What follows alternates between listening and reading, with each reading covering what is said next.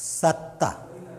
आज हम आपको बताएंगे कक्षा 12 समाजशास्त्र के विद्यार्थियों के लिए सत्ता कितने प्रकार की होती है, इसके बारे में मैक्स वेबर ने बहुत ही अच्छे ढंग से समझाने का प्रयास किया है, जिसमें इन्होंने बताया है कि सत्ता किसे कहते हैं, यह कितने प्रकार की होती है।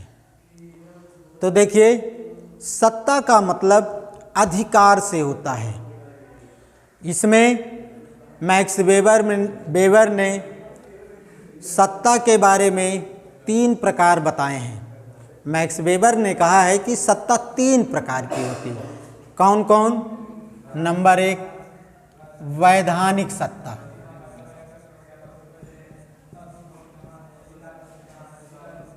वैधानिक सत्ता, ये वैधानिक सत्ता क्या होती है? तो देखिए, वैधानिक सत्ता वह सत्ता है जो व्यक्ति नियम और कानूनों के आधार पर उसे प्राप्त करता है। नियम और कानूनों का मतलब है कि किसी पद को प्राप्त करने के लिए उसे संघर्ष करना पड़ता है, प्रतिस्पर्धा करना पड़ता है, मेहनत करना पड़ता है, तब वह उसे प्राप्त होती है। जैसे कोई व्यक्ति डीएम होता है, डीएम बनता है, तो उसके लिए उसे काफ़ी मेहनत करनी पड़ती है, कंपटीशन क्वालिफाई करना पड़ता है।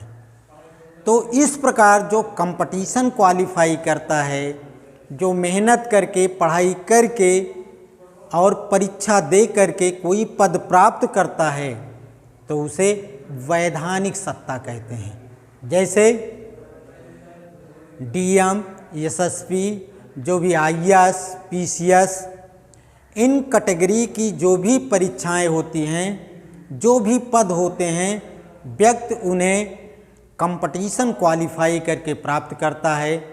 और जब उसको वो सत्ता मिलती है, जो भी वह सत्ता, जो भी वह पद प्राप्त करता है, वह वैधानिक सत्ता के अंतर्गत आता है। इसमें ऐसा नहीं है कि इसको पैसे के द्वारा खरीद लिया जाए। ये खरीदने वाली चीज़ नहीं है, ये लीगल होती है, यानी नियम और कानून पर आधारित होती है। उसके कुछ रूल रेगुलेशंस होते हैं, जिनके आधार पर व्यक्ति चलता हुआ, मेहनत करके, परिश्रम करके, पढ़ाई करके उसे प्राप्त करता है। तो मैक्स वेबर ने सत्ता को इस तरह से परिभाषित किया।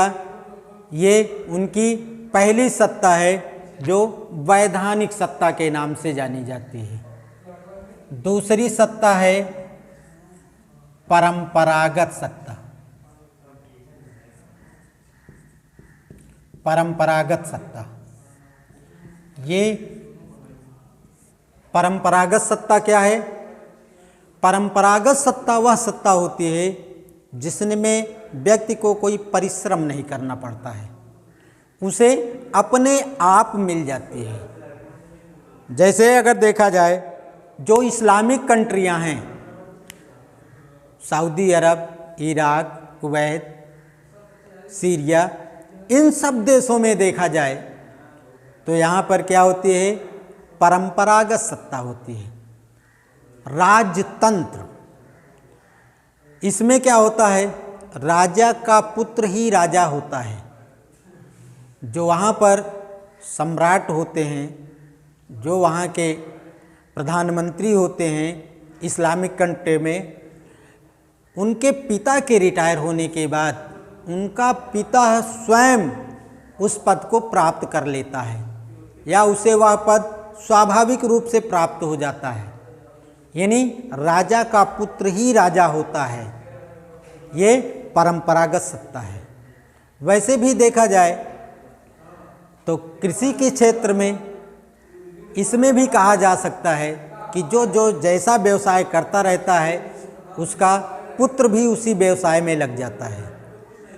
कोई भी कार्य अगर उसका पिता करता रहता है तो पुत्र भी उसको सीख लेता है, पुत्र भी उसको करने लगता है। तो ये क्या होता है, इसमें किसी प्रकार का कंपटीशन नहीं होता, किसी प्रकार की तैयारी नहीं होती, या उसे स्वाभाविक रूप से प्राप्त हो जाती है। ये परंपरागत सत्ता है।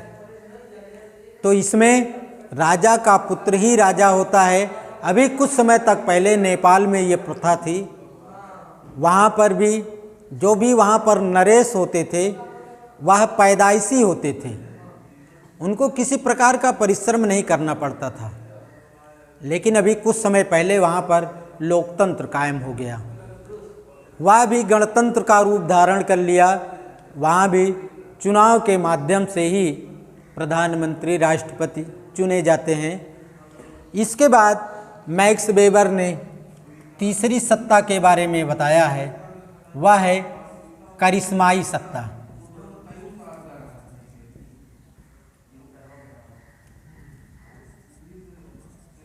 करिश्माई सत्ता या चमत्कारिक सत्ता।